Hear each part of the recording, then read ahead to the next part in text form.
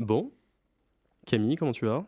Je vais très bien, Awad. Merci. Je suis hyper content de t'accueillir dans ce nouvel épisode. On en parlait depuis quelques mois déjà.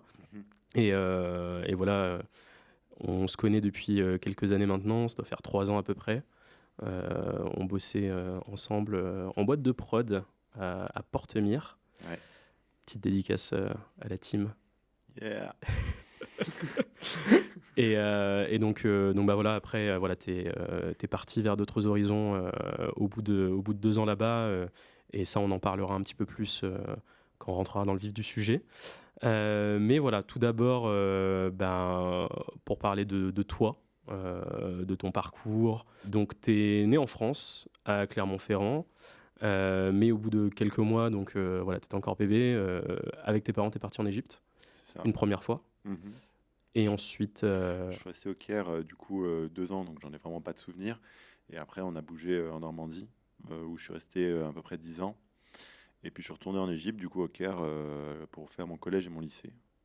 Voilà. comment tu l'as vécu cette période où tu es un peu baladé entre deux pays, entre deux identités, des cultures complètement différentes? Bah, en fait, moi, je suis d'origine libanaise. Donc, mes deux parents sont des gens qui ont immigré depuis le Liban en France de manière séparée, qui se sont retrouvés ici. Et du coup, depuis tout petit, en fait, même dès la Normandie, on a toujours baigné en fait à la maison dans la culture libanaise, dans la culture arabe. Mes parents faisaient très attention à ce qu'on soit toujours lié à ça, mais en même temps, à côté, bah, on allait à l'école normale, du coup, en Normandie, donc l'école de la République. Ouais, et du coup, pour moi, ça a toujours été un truc assez normal, en fait, cette Ouais. dualité. J'étais libanais, j'étais français, j'étais les deux, j'avançais comme ça. Quand j'ai été en Égypte, il n'y a pas eu de grand choc culturel, même si l'Égypte, c'est pas le Liban.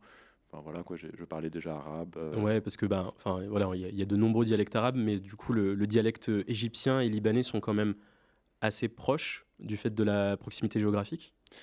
Disons que, ouais, on va dire oui. Ouais. Mais c'est pas aussi évident que ça, mais disons qu'ils sont plus proches que par exemple du dialogue marocain Hmm. ou algérien. Ok. Et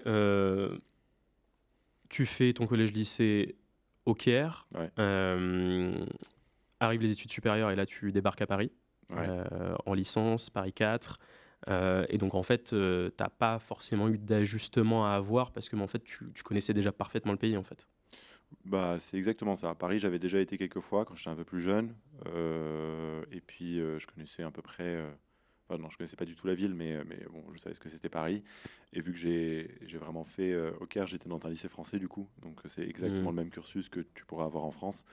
Bah, du coup, j'étais pas du tout dépaysé par rapport à mes camarades à la fac, quoi. Et comment ça se passe ces premières années? T'étais en licence de quoi exactement? Alors, j'ai fait une double licence, une licence d'histoire, du coup spécialisée sur le monde arabe, et une licence de langue, littérature et civilisation arabe. Ok, donc en fait, même quand tu arrives en France, en fait, enfin, le monde arabe de manière générale et la culture arabe, c'était tellement central, je pense, par rapport à ton identité et comment tu voyais un peu peut-être ton avenir professionnel, que tu t'es dit que tu allais être dedans. C'est un peu plus complexe que ça. Avec du recul, c'est joli de l'habiller comme Ah ça, ouais, mais on va plutôt dire que en vrai, en sortant du bac, je savais pas quoi faire. ok. Je me suis retrouvé dans une licence d'histoire à la fac. Puis j'ai vu qu'il y avait des options au monde arabe, etc. Moi, je connaissais le monde arabe, je parlais arabe. Je me suis dit, ok, Hmm. c'est cool, ça va être facile. Je vais me lancer là-dedans. Et c'est à travers en fait les études que j'ai approfondi ma connaissance sur le monde arabe et que j'ai vraiment trouvé un réel intérêt là-dedans. Avant, en fait, c'est ta culture, c'est le truc dans lequel tu as grandi. Moi, en tout cas, j'y pensais pas quand j'étais petit. Je pensais pas à la culture arabe. Pour moi, c'était juste là, quoi. C'était ma Hmm. culture et j'y pensais pas plus que ça. Je l'intellectualisais pas, quoi. Ok. Et ensuite, tu arrives à Sciences Po. Ouais. Parce que tu le dis assez souvent que Oh tu as là fait Sciences Po. là, c'est faux. Oui, c'est vrai, j'ai eu une période comme ça, j'avoue, pardon. Ouais, il faut savoir que Camille, c'était au moins une fois par semaine au bureau. J'ai fait Sciences Po. Ah, c'est terrible de me lâcher comme ça hein, devant les gens. Mais tranquille, j'assume qui j'étais. Alors, je précise, j'ai fait Sciences Po Lyon Et même pas Sciences Po Paris. et même pas Sciences Ah Po là là, Paris. sacrilège. Mais oui, j'ai fait Sciences Po parce que effectivement, à ce moment-là, déjà, j'ai eu le concours un peu par hasard. Donc, je l'ai préparé quand même, etc. Ouais.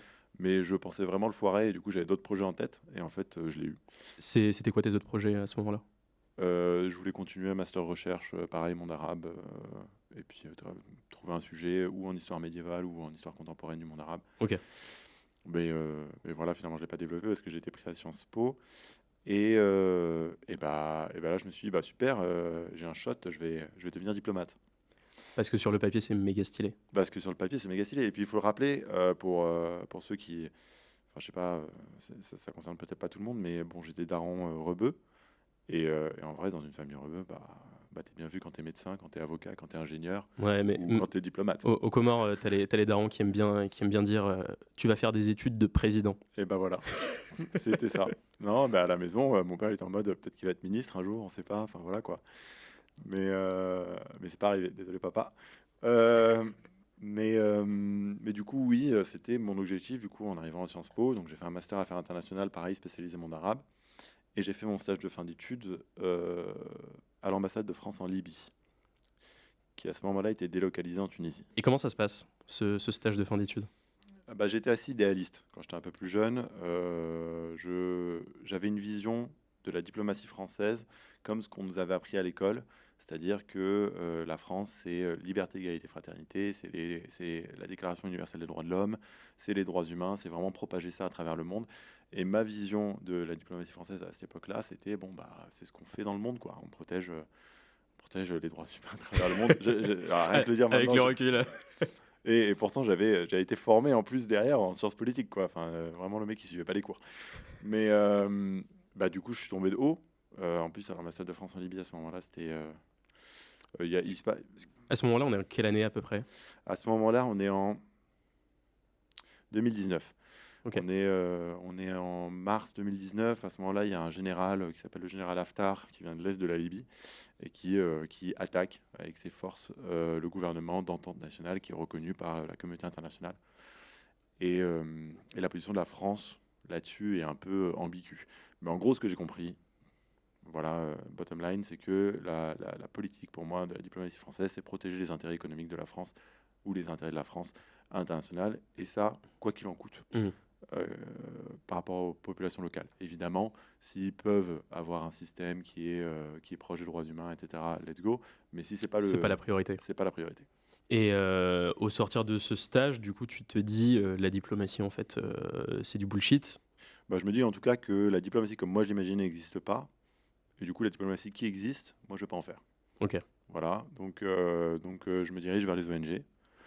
Donc j'ai travaillé dans une ONG qui s'appelle le Réseau Remède France, petite dédicace, qui travaille sur la formation des défenseurs de droits humains dans les pays du pourtour méditerranéen. Du coup, les pays arabes, ouais, mais Ouais. aussi les pays européens. Et en gros, ce que fait cette structure, en gros, hein, c'est vraiment schématique, et elle fait pas que ça, mais elle essaie de regrouper les défenseurs des droits humains de tous ces pays-là, de les faire se rencontrer pour créer des synergies, pour qu'ils puissent travailler ensemble, pour élaborer notamment des plaidoyers autour de certaines questions. Donc ça peut être des questions de droits humains, défense du droit de journalisme, défense de la communauté queer ou LGBTQ en général. Et puis voilà quoi.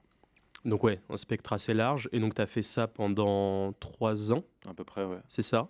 Qu'est-ce qui a fait que tu as voulu passer à autre chose? En fait, à côté de cette ONG, moi, je suivais des cours au conservatoire de théâtre. Du coup, j'étais au conservatoire d'art dramatique. Ouais. Je voulais devenir comédien.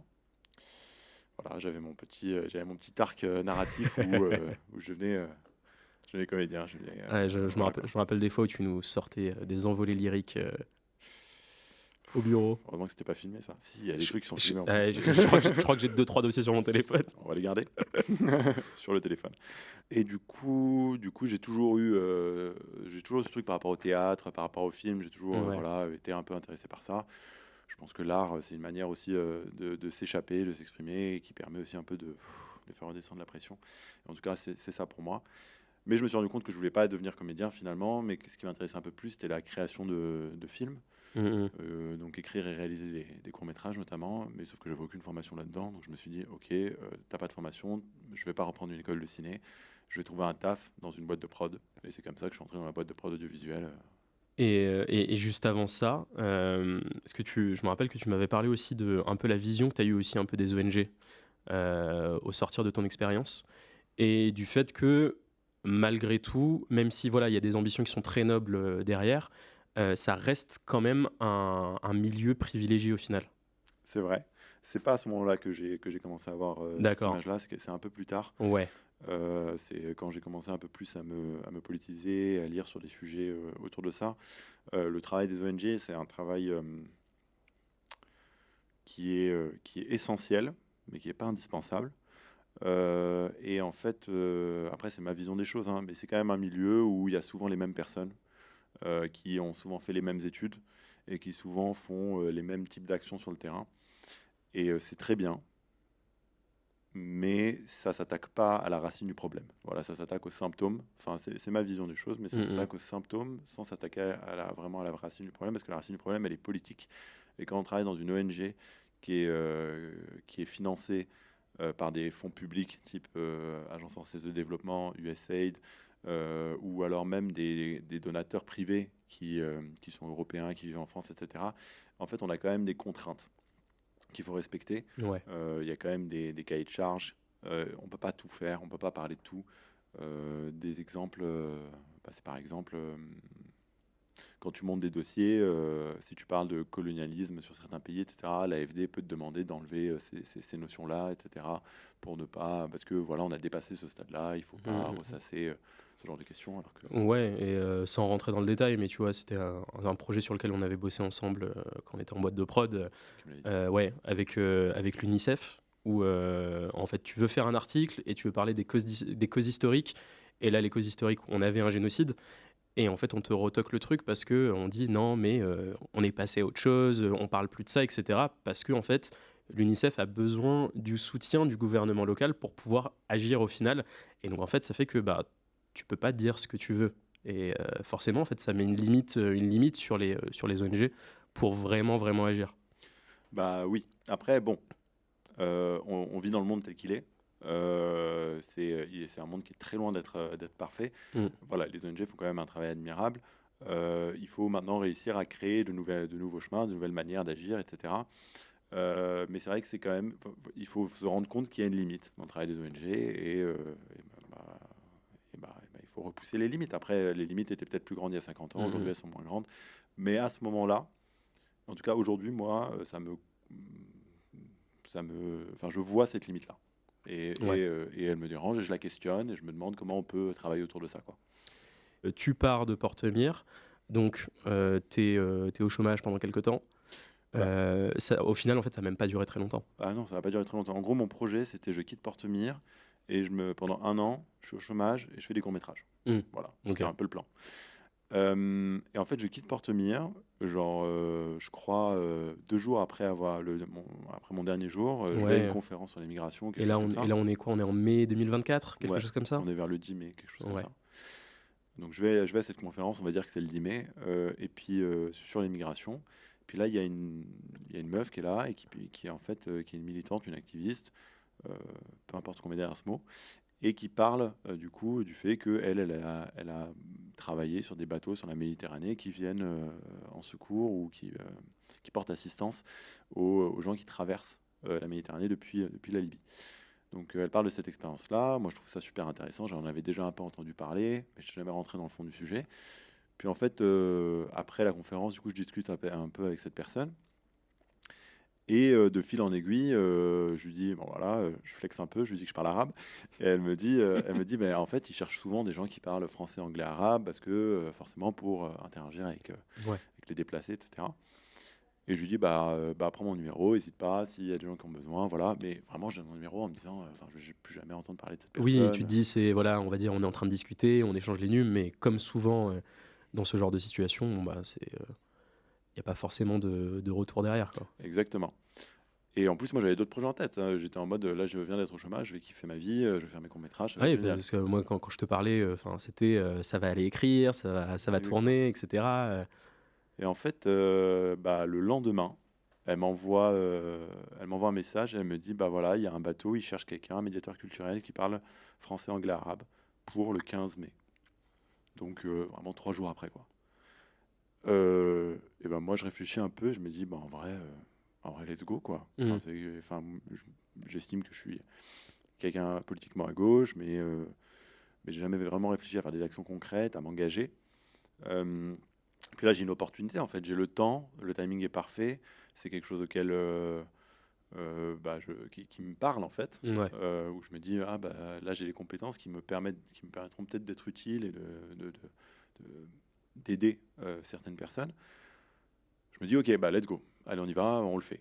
Et du coup, le 15 mai, je me retrouve en Sicile, dans le port d'Augusta, avec un bateau d'une structure qui s'appelle les Sea Punk, qui est un bateau d'une structure allemande, avec vraiment le cliché des activistes allemands de Berlin, gauche Ouais. radicale, etc. Et c'est la première fois que je me retrouvais en fait avec ce type de personnes. Alors, même pas 20 jours avant, tu es encore en train de faire de la prod, en train de remplir des feuilles de service. Et là, tu te retrouves au milieu de la Méditerranée du jour au lendemain. Je me retrouve, pas au milieu de la Méditerranée tout de suite. Ok. Il y a quand même eu une semaine de formation, C'est important à dire. c'est important à dire. Mais effectivement, paf, je me retrouve sur ce bateau, qui est un ancien bateau de pêche que des militants allemands ont acheté, ont réaménagé pour en faire un bateau de secours. Sur le bateau, les trois quarts de l'équipage, de l'équipage qui était présent quand moi j'y étais, c'est des gens qui n'avaient jamais fait ça. Ok, Euh, donc en fait, vous êtes vraiment, pour beaucoup, tous des novices en fait. on est des civils. Ouais. On est des civils. On est des civils qui sont juste animés par cette croyance qu'on peut faire quelque chose pour aider les gens qui traversent la Méditerranée. Bonne ou mauvaise, peu importe la croyance. Mhm. Voilà, mais c'est ce qui nous anime. Et qu'on peut faire quelque chose. Bon, après, voilà, il y avait une médecin, il y avait une infirmière, il y avait un mécanicien, il y avait une cuisinière qui était aussi médecin d'ailleurs. Et il y avait, voilà, c'est des personnes qui ont quand même des compétences Ouais. importantes et qui sont des professionnels de leur sujet, mais c'est des personnes qui n'étaient jamais montées sur un bateau de leur vie et qui n'avaient jamais fait du sauvetage en mer. Et du coup, comment ça se passe? Parce que bah, voilà, vous découvrez tous un peu, donc tu te dis, tu sais pas comment ça va se passer, est-ce qu'il va y avoir des complications et comment ça se déroule? Bah, il y a eu des hauts et des bas, il y a eu des complications, mais que des petits problèmes matériels en vrai. D'accord. L'équipe, en vrai, on s'est très vite très entendu. C'était un système très nouveau pour moi parce que c'est un système très horizontal, etc. Je pense pas qu'on aura le temps de développer l'horizontalité des structures là dans ce podcast. Mais c'était une manière de travailler qui était très différente pour moi, qui Mhm. était beaucoup aussi qui était assez saine en fait, assez Ouais. healthy, c'est le mot qui me vient en tête, je suis vraiment désolé pour l'anglicisme.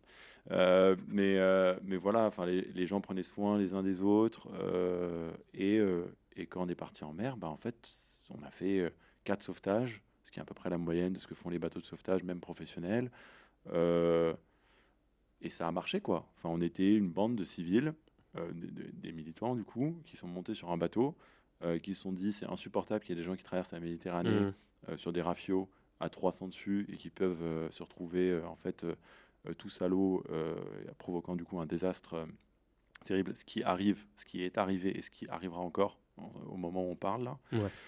et qu'il n'y ait personne en fait, aucun officiel, aucun gouvernement, qui ait fait un travail de sauvetage ou de régulation sur ces eaux-là, et du coup, et que ce soit à des civils de le faire en fait. Enfin, comme tu dis, Ça paraît fou. ça paraît fou. 2 semaines avant, j'étais dans un bureau en chemise, en train de faire des feuilles de service, quoi, rasées de près, Et de lire des mangas de temps en temps. et lire des mangas de temps en temps. Voilà, c'est ça. Et là, je me retrouve sur l'eau. Et en fait, c'est une des plus belles formes d'engagement. C'est que des fois, il suffit pas grand-chose. Tu te laisses emporter par ce qui vient et c'est juste un sujet qui te tient à cœur. Tu sais pas Mhm. pourquoi, ça t'anime à ce moment-là. Et tu te dis, mais attends, mais je peux faire quelque chose là, à mon échelle. Et ce qu'on a fait n'a pas sauvé le monde et n'a pas changé la situation en mer Méditerranée, loin de là.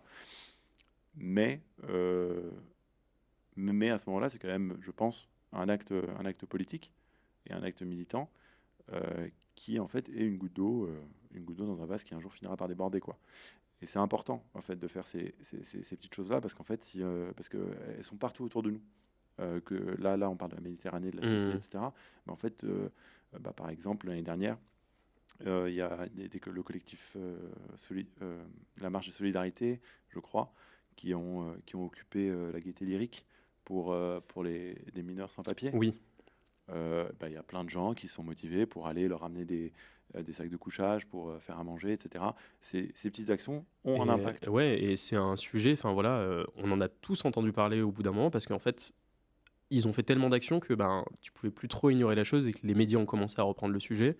Et bon, au final, je crois qu'il n'y a pas forcément eu d'issue positive, malheureusement. Non. Mais voilà, ça a quand même mis la lumière justement sur quelque chose qui se passe en France, à Paris, qui est quand même la capitale. Et oui, oui, ça montre que, bah, comme tu dis, il n'y a pas de petite action et que faire même une petite chose, en fait, peut changer la donne, même à une petite échelle, quoi. Mais en fait, il y a que, moi justement, ce que je dirais, c'est qu'il y a que des petites actions. Et en fait, c'est l'accumulation de ces petites actions qui fait la grande action. C'est comme, bon, on en parle pas mal en ce moment, mais l'élection du nouveau maire de New York, Mm. c'est basé sur le fait qu'il a réussi à rassembler et à mettre en action une multitude de militants bénévoles qui, à la base, n'étaient pas intéressés par la politique, etc. Il a réussi à les motiver, à les faire rentrer en action, à les faire aller faire du porte-à-porte, à Ouais. bouger, à tracter, etc. Et c'est parce qu'il a fait ça, notamment, que ça a marché. Ouais, tu te dis, le mec, il était à 2% dans les sondages en janvier dernier, et le mec finit avec plus d'1 million de votes, ce qui n'était jamais arrivé depuis 60 ans quasiment à New York. Et ouais, en fait, c'est la mobilisation, c'est le fait de croire, en fait, que tu peux faire quelque chose qui change la donne. Bah, c'est les petites actions, parce que très vite, en fait, moi, ça m'arrive tout le temps. Je me dis, de toute façon, si je fais un truc, à quoi ça sert? Enfin, Hmm. moi, je suis qui, en fait? Pour que ce que je fasse un truc, ça serve à quelque chose. Mais en fait, euh, c'est une vision qui est très individualiste et qui nous est, moi je pense, qui découle un peu du capitalisme, qui veut qu'on soit très individualiste, qu'on pense vraiment que à nous-mêmes, que à nos propres problèmes, que à nos propres projets, qu'on ne regarde pas vraiment autour de nous. Alors qu'en fait, c'est pas, la question n'est pas de qu'est-ce que tu peux faire. Hmm. La question c'est qu'est-ce qu'on peut faire. Et en fait, il suffit de bouger un peu, quoi. Et tu te retrouves avec des gens assez facilement qui pensent comme toi, qui veulent faire bouger les choses comme toi. Et en fait, petit à petit, bah, vous êtes plusieurs, et puis vous êtes de plus en plus, vous êtes de plus en plus. Et après, bon, ça dépend des actions, ça marche pas tout le temps, hein. Mais des fois, ça marche et ça renverse. Et puis, ils ont un maire socialiste, wesh. Ouais, Euh, ouais. aux États-Unis. Nous, ici, ça parle de Rachida Dati à Paris, tu vois. Donc, voilà, on n'est pas sur le même référentiel, clairement. Mais pour revenir sur le bateau, comment se passe l'expérience en fait, avec quel type en fait, de personnes, de quel pays en fait, vous rencontrez et vous sauvez en mer? Le premier sauvetage qu'on a fait, je me souviens, c'était de nuit. Euh, donc, on monte sur le Zodiac. Moi, mon rôle en tant que médiateur culturel à ce moment-là, c'est je suis la personne sur le Zodiac qui se dirige du coup vers le bateau où il y a les déplacés et qui leur parle. Donc je suis leur point, leur interlocuteur principal. Je leur dis en gros, bon bah voilà, combien vous êtes, Hmm. combien il y a de femmes d'enfants, combien il y a de bébés, euh, voilà ce qu'on va faire. On va vous embarquer, on va vous ramener sur notre bateau, on va y aller doucement, on va le faire un par un. Et, euh, et en fait, c'est des gens enfin moi je me souviens très bien de l'image, enfin, ils étaient 120 sur un bateau en bois avec on appelle ça un double deck, du coup tu as une cale en fait. Ouais, Et c'est un bateau de pêche qui à la base est censé prendre 5 personnes qui vont pêcher. Et là, tu as 120 personnes, tu as des gens en bas dans la cale, tu as des gens en haut. Le bateau, en fait, à n'importe quel moment, à n'importe quel faux mouvement, si quelqu'un bouge un peu trop vite, se renverse. S'ils se renversent, les gens qui sont en bas dans la cale, ils sont morts, ils sont foutus.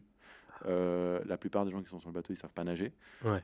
En plus, que tu saches nager ou que tu saches pas nager, tu tombes dans l'eau à la mer, T'es au dans milieu la de la mer. Méditerranée. T'es au milieu de la Méditerranée, t'es mort. Ouais. Euh, et ça, c'est tous les bateaux, hein. Et donc là, je me retrouve face à ce bateau-là et les gens, ils sont chill, quoi. Ils sont là, tu les regardes, ils te tapent la discute tranquillement. Bon, il est fatigué, mais il est chill. Il est en mode, bah, ça va, ouais, bah, on est bien. Ok, donc vous allez nous embarquer, ok, trop cool. Bah, allez, let's go, ouais. Il se met à m'aider, le gars à qui je parle. Il commence à diriger les gens. Il leur dit, bon, bah, on va commencer par les femmes. Les femmes, elles sont au fond. Bon, bah, on va faire un petit couloir pour laisser passer d'abord les hommes Ouais. qui gênent le passage. On les embarque. Bref, et en fait, pourquoi je dis ça? Je dis ça parce que moi, avant de partir, et je pense que beaucoup de gens ont ça aussi, on a un peu cette vision très européano-centrée et très miséreuse des gens, des migrants, des gens des pays, des pays en développement, je ne sais même plus comment appeler ces pays.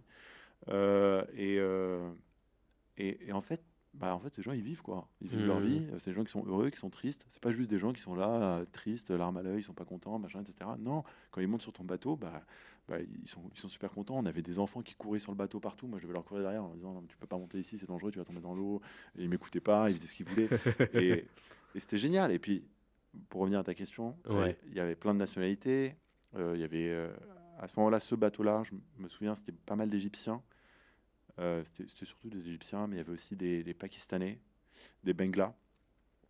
Et la plupart des personnes que moi j'ai rencontrées, du coup de mon expérience, c'est surtout des Égyptiens, ouais, du coup, des Pakistanais, des Benglas, quelques Syriens, euh, des gens de Somalie.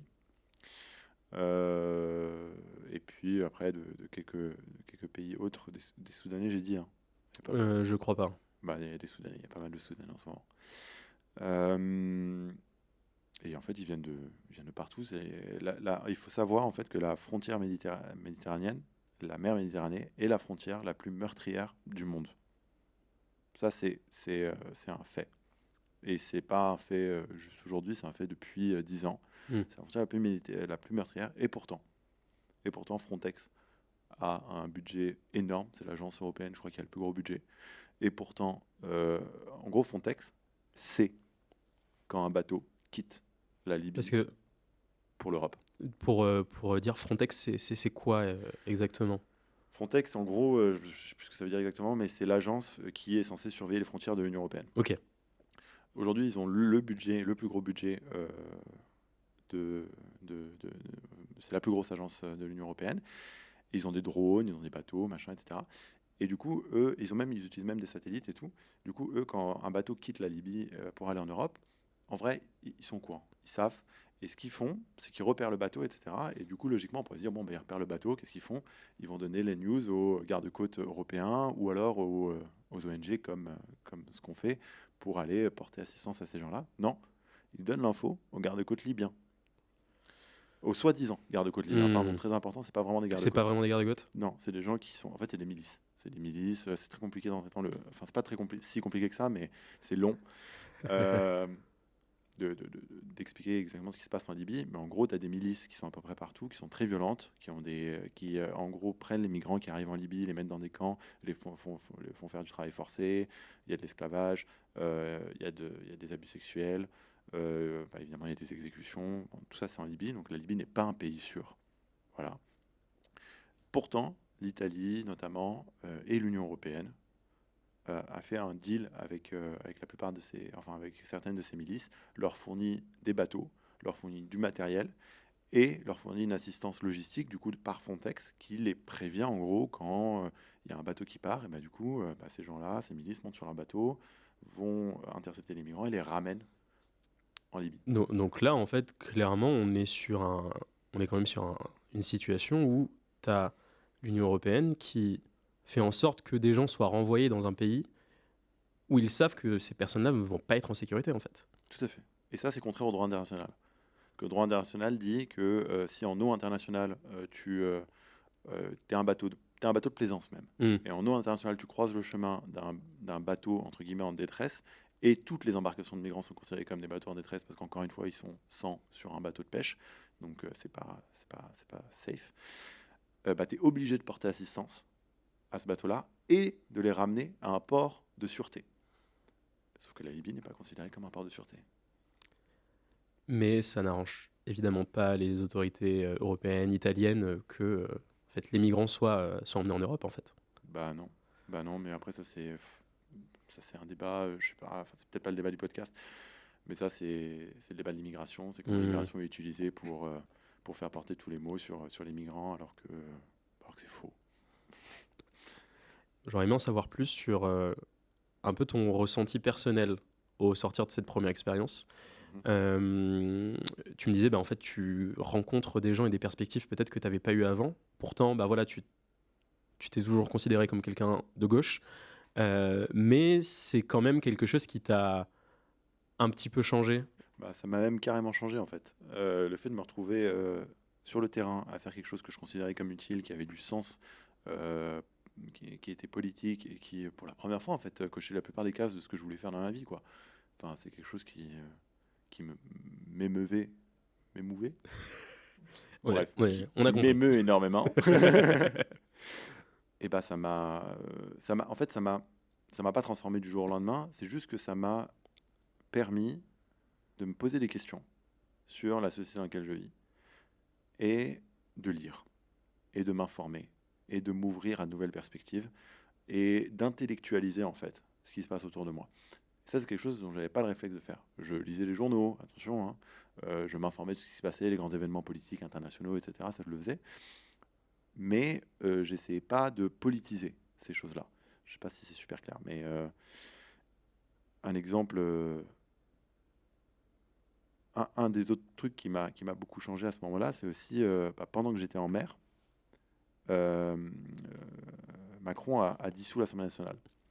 On s'en souvient bien, ça. Ouais. Et en fait, à ce moment-là, du coup, moi, je suis sur le bateau, je vois qu'il a dissous l'Assemblée nationale. Tous les médias, les grands médias un peu mainstream disent OK, c'est bon, c'est Bardella qui va être Premier ministre. Rassemblement national au pouvoir, Rassemblement national au pouvoir. Et ben moi, j'ai peur, quoi. Je me dis OK, je rentre en France, il y aura les RN au pouvoir. C'est terrible, quoi. Enfin, on va être dirigé par les fachos. Et, euh, et du coup, je commence à suivre les médias et je me rends compte que tous les médias mainstream ne parle que d'une chose, il parle que de la composition éventuelle du gouvernement Bardella, de comment le Rassemblement national a fait une stratégie incroyable pour réussir à gagner les législatives, de comment Macron s'est raté et du coup c'est le RN qui va être au pouvoir. En gros, c'était déjà perdu, le RN était déjà au pouvoir pour eux. Ouais. Et j'étais en mode, c'est fou de faire ça. Et après, j'ai commencé à m'informer du coup de manière différente. J'ai été voir en fait les médias type Blast, Street Press. Bon, Mediapart, je lisais déjà.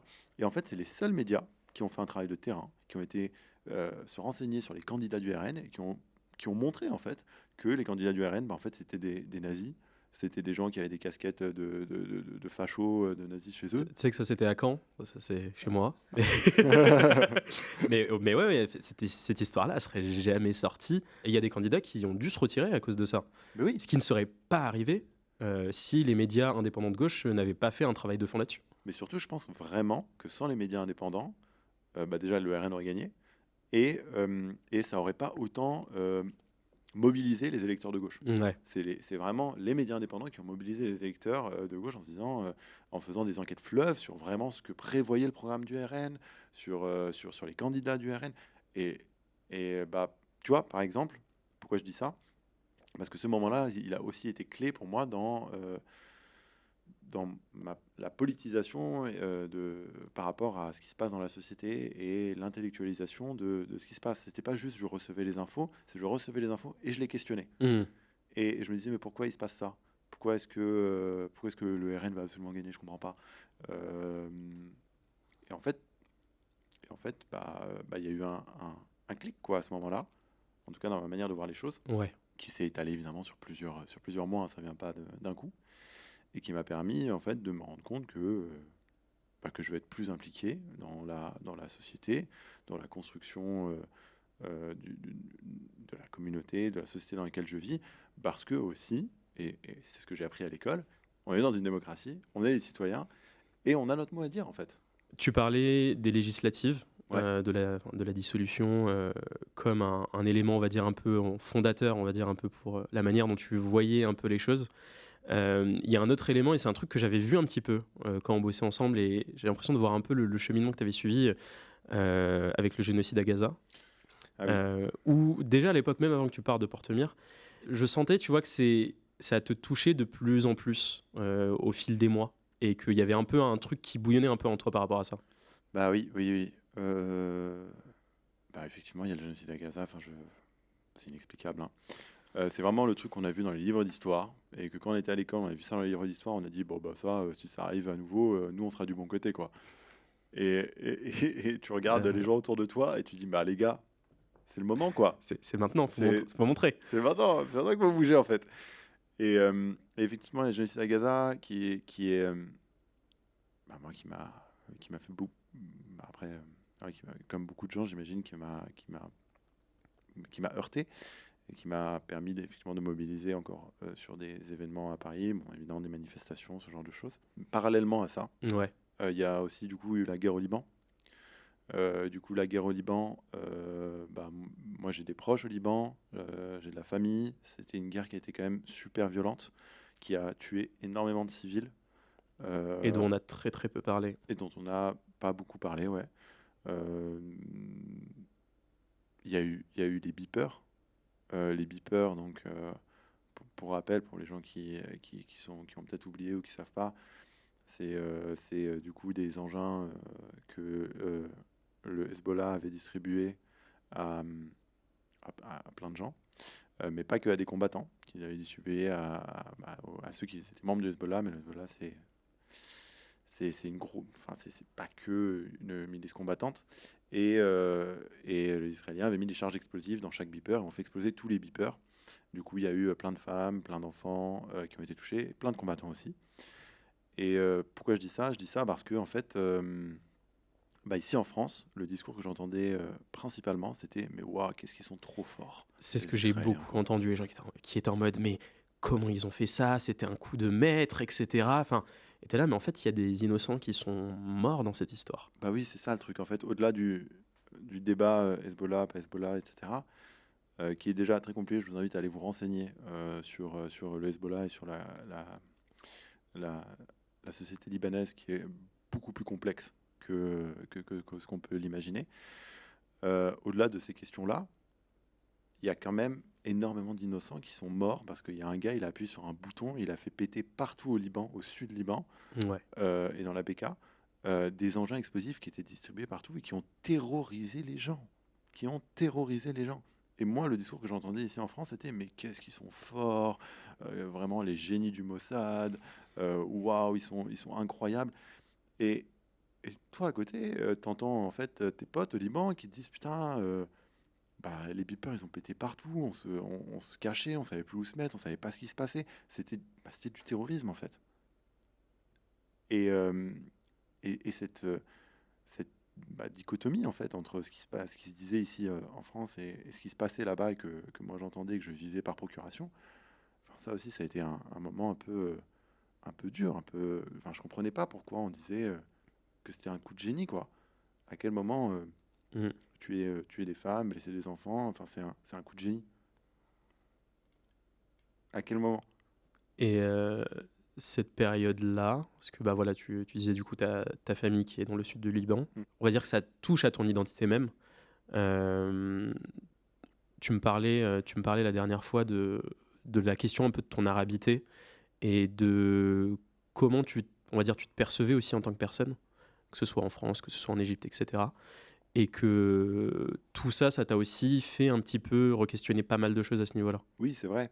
C'est que en fait, on en parlait au début du podcast quand tu me disais la dualité entre le fait d'avoir grandi en Égypte, d'avoir grandi en France, tout, c'était des questions que je me posais pas. Mm. C'était pour moi, la France, c'était l'universalisme, c'était qui que tu sois, t'es le bienvenu.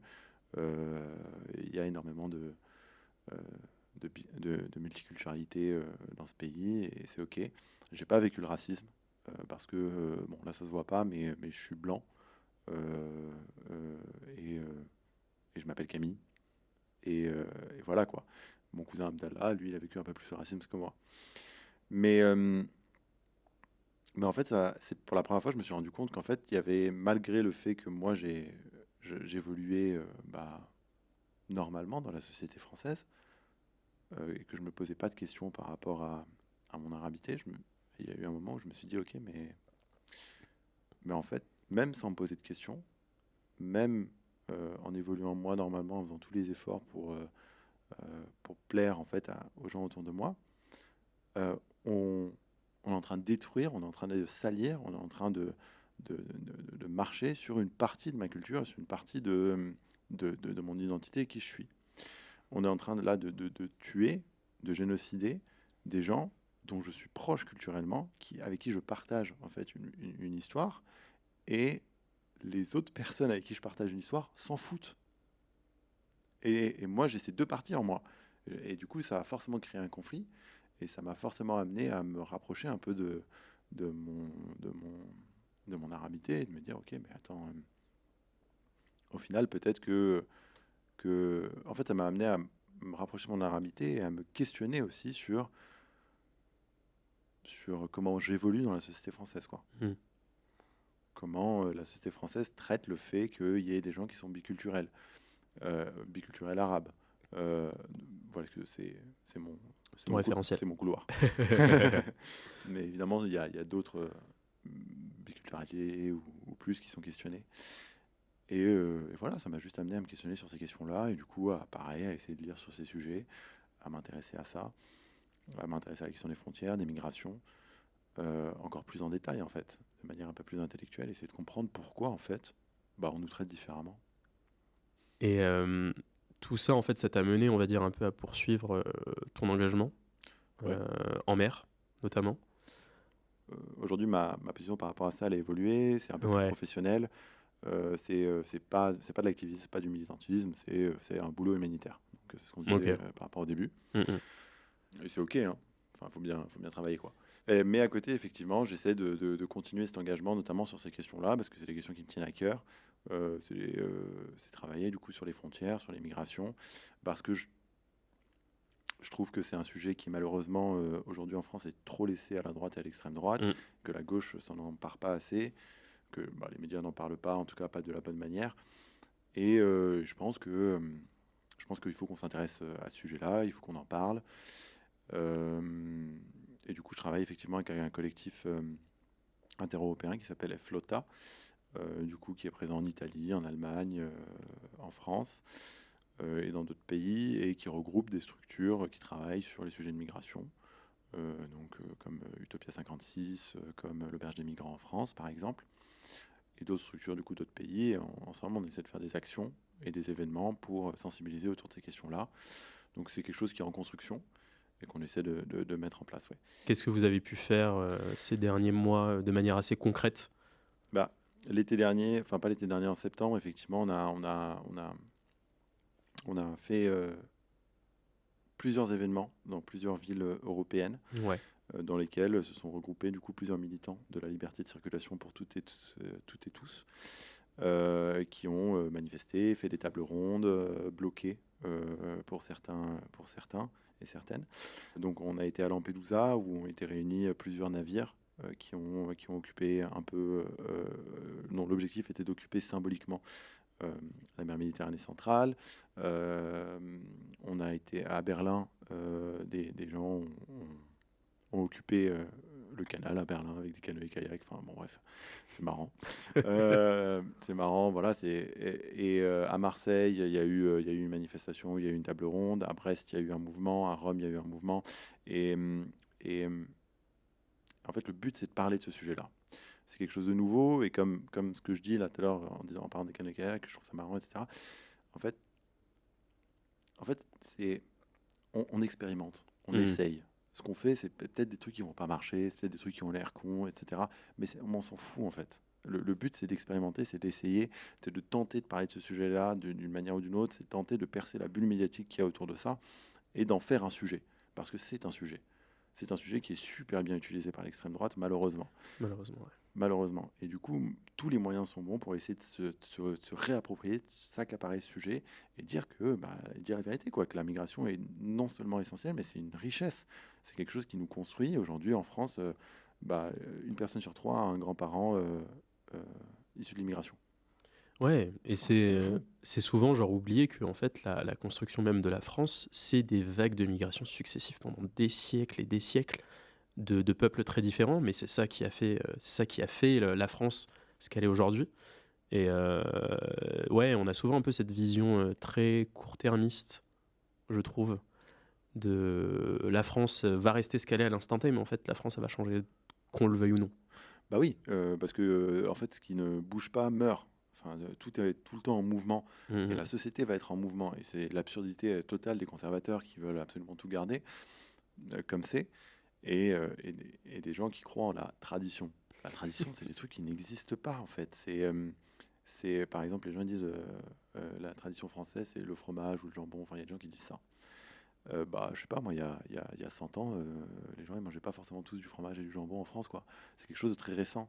C'est des constructions très Ouais. récentes qui aujourd'hui sont accaparées par l'extrême droite et la droite, parce que ça permet, en fait, de se sentir en sécurité. C'est facile, en fait. Tu te raccroches un petit peu à quelque chose que tu Ouais, connais, quelque ces chose de symboles. confortable. Mm, Et ça te permet de pas trop te poser des questions et de trouver aussi un ennemi commun, hein. Et c'est facile de trouver un ennemi commun dans l'étranger. Mieux vaut que ce soit l'étranger que quelqu'un qui te ressemble, en fait. Pour finir, j'aurais voulu parler avec toi de l'engagement de manière générale. Mhm. C'est un peu la question un peu qu'on pose à, tout, à tous nos invités. Pour toi, pourquoi en fait, pourquoi c'est important de s'engager? En fait, c'est indispensable de nos sociétés démocratiques. On vit dans des, enfin, entre guillemets, démocratiques, hein, mais enfin, je m'entends, on s'entend, etc. Euh, on vit dans une société qui techniquement, donne le droit à ses citoyens de parler, de voter, etc. Et c'est quelque chose dont on doit s'emparer. C'est quelque chose qu'on doit faire nôtre, parce que ça nous permet en fait de moduler, théoriquement, la société à notre image. Et l'engagement, en fait, c'est ça, mais c'est aussi une manière de sortir de sa solitude. C'est aussi une manière de sortir Aujourd'hui, on est dans une période où, comme tu disais tout à l'heure, on a l'impression qu'on va vers du fascisme, qu'on va vers une société qui va être super difficile pour les minorités. Et on a assez facilement un réflexe de se renfermer sur soi-même et de se dire, bon, bah, c'est foutu, etc. Et Mm. l'engagement, en fait, ça nous permet de rencontrer à un niveau personnel des gens qui vont penser comme nous, qui vont voir le monde comme nous. Ça nous permet d'agir à notre échelle, à l'échelle locale, d'avoir un impact. Ça nous permet de co-construire des nouvelles manières de vivre la société. Et bah, en fait, c'est indispensable pour avoir une société plus juste. C'est indispensable pour avoir une société qui nous ressemble. Si tu ne t'engages pas, comment tu veux que les gens t'écoutent? Il faut que tu t'engages pour que les gens t'écoutent. Parce que si tu parles pas, bah, on t'entend pas. Merci beaucoup Camille. Ça me fait grave plaisir de parler avec toi. J'espère que vous avez apprécié cet épisode. La suite arrive très vite. On aura des nouveaux épisodes sûrement dans quelques jours. Et puis là, où est-ce qu'on peut te retrouver? C'est quoi la suite un peu là? Mais je vous invite à suivre l'Instagram de Flotta si vous voulez savoir comment ça se passe. Et on va essayer d'organiser des événements à Paris sur ça. Super. Bah écoute, Camille, merci beaucoup encore. Merci à vous tous de nous avoir regardés, écoutés. Et on se retrouve très vite pour un nouvel épisode.